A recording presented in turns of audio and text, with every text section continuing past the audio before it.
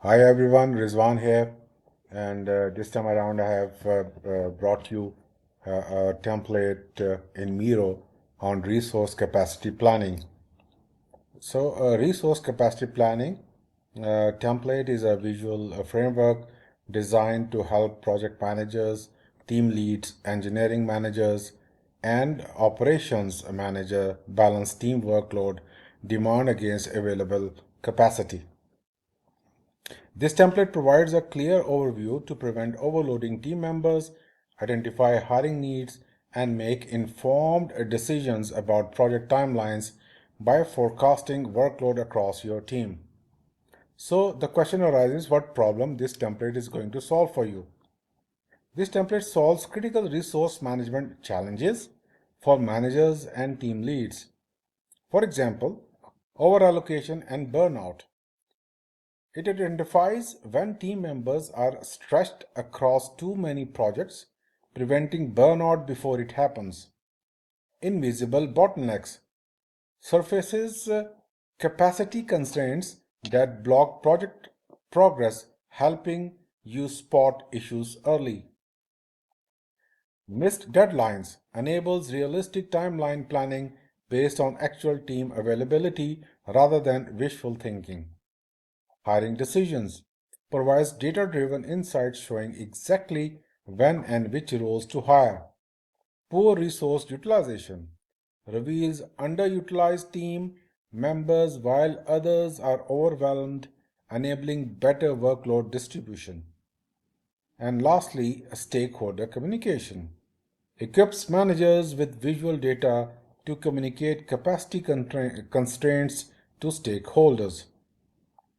Let's dive in to this template, and for this I have used an example, and this example is about a digital marketing agency.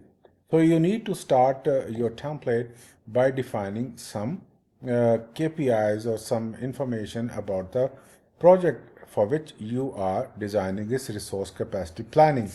And this may include on top you'll start with the name of the company, then the company type, the planning period, the total team capacity in number of hours per week, and number of projects the team is handling at the moment, and this includes a plan and the ongoing projects, and total demand in terms of number of hours.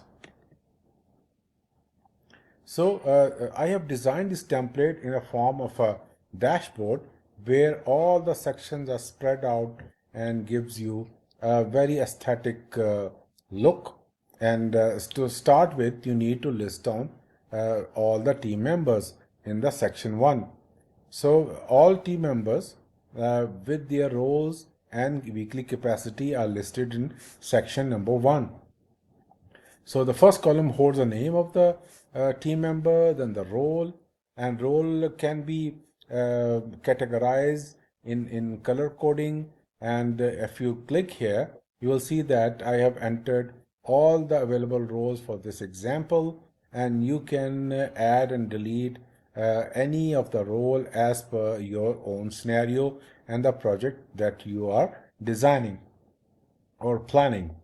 The third column holds the weekly capacity of the team member in terms of number of hours and the adjusted capacity of that particular member. Similarly, you can list on all the team members along with their roles and the weekly capacity and the adjusted capacity and any additional notes that you may want to add in the last column.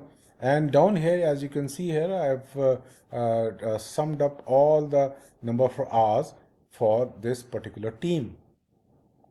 And you can do that for your own scenario if you want to do so. Now the second section is about the project pipeline, and for this I have used a Kanban feature of Miro for this.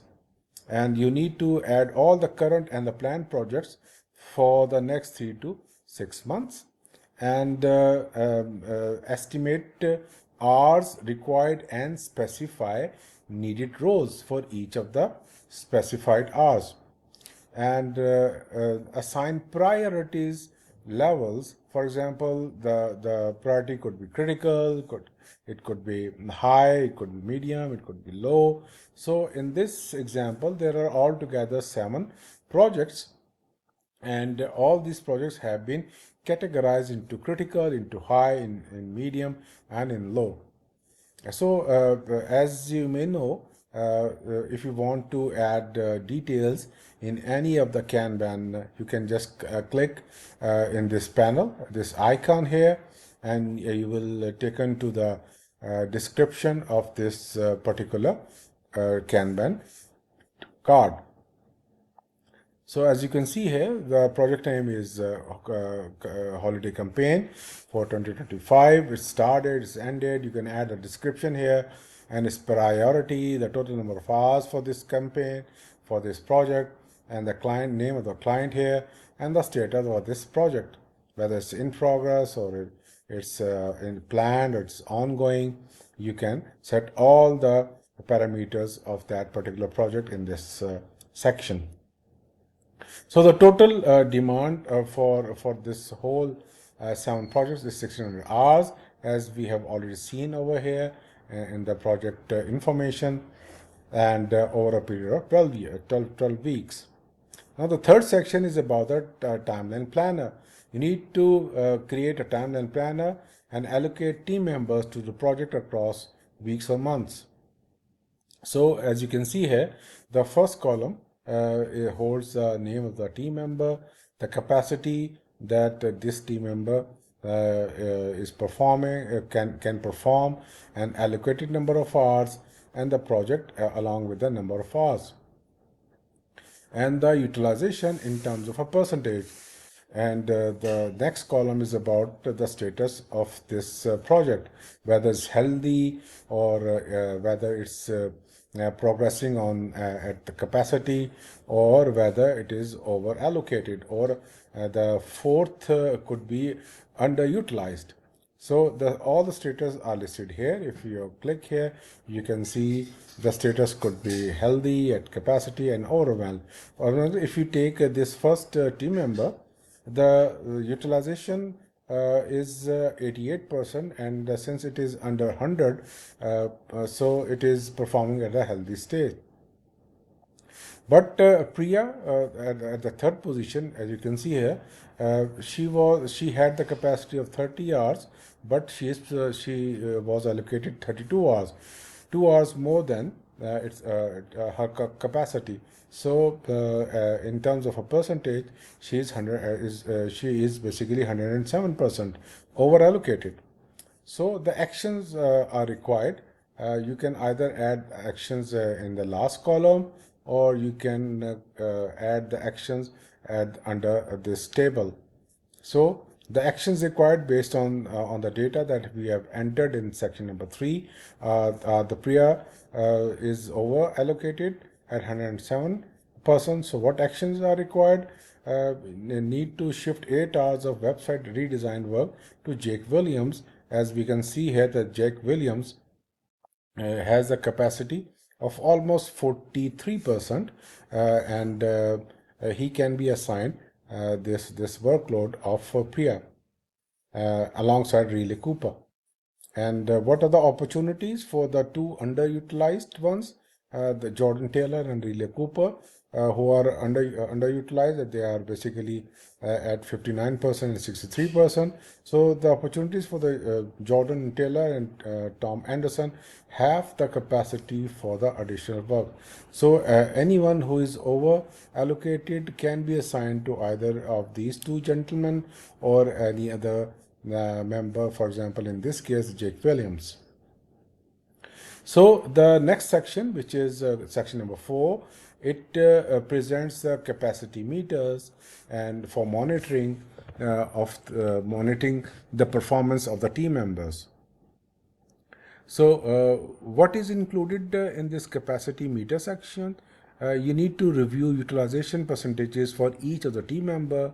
So we need to look for red indicators, and red indicators are, as we know, that they are over allocated indicator. Any team member who is over allocated can be balanced out with the ones who are either underutilized or are in the healthy state.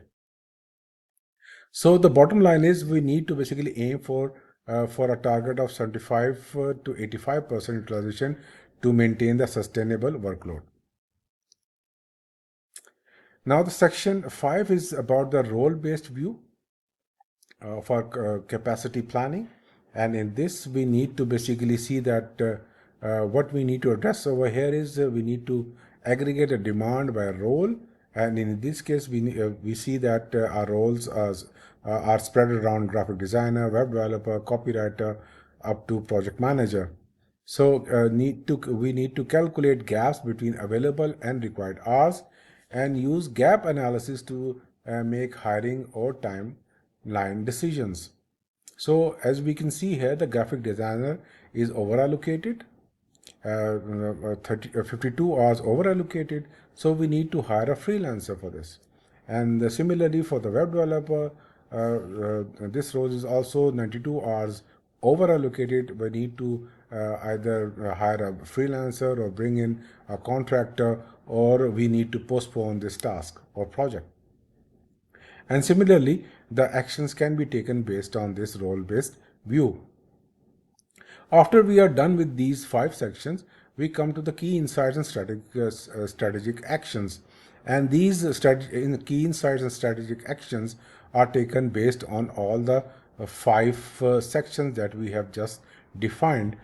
And what are the key insights and strategic actions? We start with the critical issues that have been identified, and these include designer shortage, developer bottleneck, and PRIA overallocated.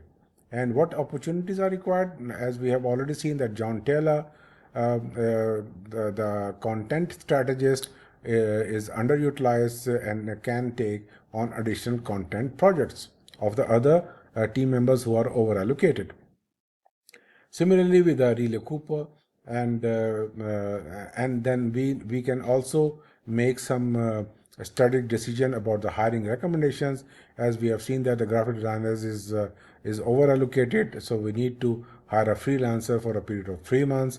Similarly for the web developer, we need to contract somebody for the period of 2 months so that our projects get online in time and in budget. And what are the project timeline decisions? We need to basically take some actions regarding in the first week, in the second week, and in the third week of October.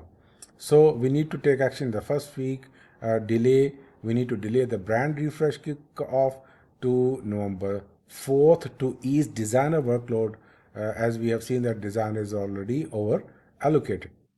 And the second action in the first week is hire freelancer starting October 14th for holiday campaign, so that the campaign is completed in time. And similarly, the actions are defined for week 2 and week 3 of October. And in the last, the result is that all critical and high priority projects need to stay on track without burning out the team members. So I hope this template is going to help you in designing your resource capacity planning for your project. And if you feel that this video is helpful for you, so kindly drop your comments and do like and share this video within your circle. And please come back for more videos, and I'll be thank you for that. Thank you very much.